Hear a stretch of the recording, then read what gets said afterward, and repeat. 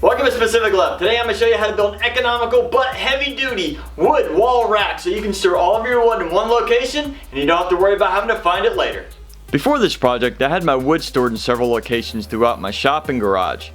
Some of it was easy access and others, well, it was just in a way. So I decided to build a lumber wall rack to move most of my wood to one centralized location in my workshop. The wall I chose currently had shelving and pegboard for storage of odds and ends. So my first step was to remove all of that. The wall was also built of concrete block, which limited some of my building options. Once the area was clear, I decided to coat the block with a sealer to limit the amount of moisture which could transfer from the wall to the wood. I also sealed the concrete ledge directly below the rack. I then had to find the best way to mount this unit. Fortunately, the ceiling was directly bolted to the concrete block in many locations, so I felt confident with its strength. But there was an electrical wire that ran along the base. So I took a bunch of measurements and marked the locations of each 2x4 I wanted to install. The existing board was secure but not wide enough for this setup. So I cut 4 boards to fit between the joist and make the mounting locations thicker. I mounted the first of these about 1/4 inch lower than the baseboard to avoid having to move the electrical wire. The other 3 had to have a small notch removed with the bandsaw to keep from contacting the bolts. All of the boards received plenty of screws for strength. I then laid down a baseboard and started taking measurements for the main supports. I cut 6 boards to each custom length and made sure to number each one. I then decided to use pocket holes at the top and bottom for strength, so I used my jig on each board. To create the supports, I laid all of the boards side by side, made sure they were even from the bottom, made a mark starting at 2 inches from the base, and then 3 more marks at 12-inch intervals. I then decided not to use the first mark so I could store wood on the floor below the rack. I then took the boards to my drill press, but first I added a small shim to the base of the drill press to slightly angle the holes in the wood. This will give the supports a slight angle to help keep the wood from falling off the rack. I then used a 1-inch Forstner bit to make each hole. My press only has a 2.5-inch drill depth, which was perfect for this setup.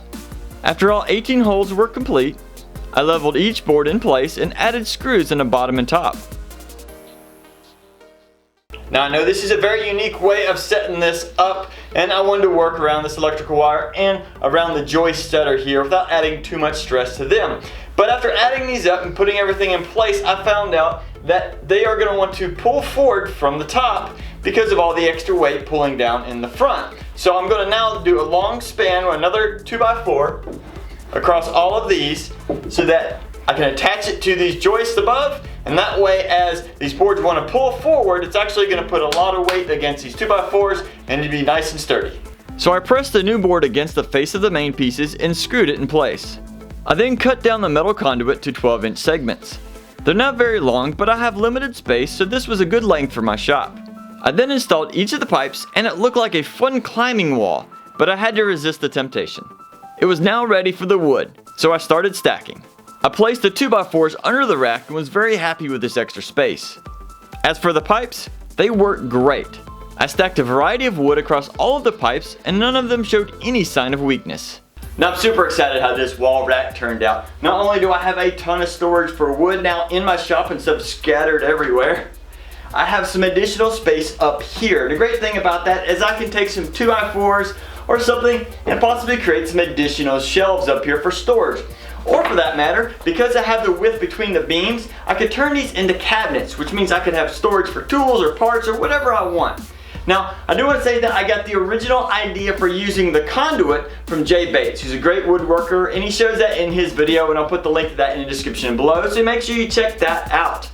Now, if you enjoyed this video, make sure you click the like button, tell us what you think about it in the comments, and as always, have fun building. Plus, I have a functional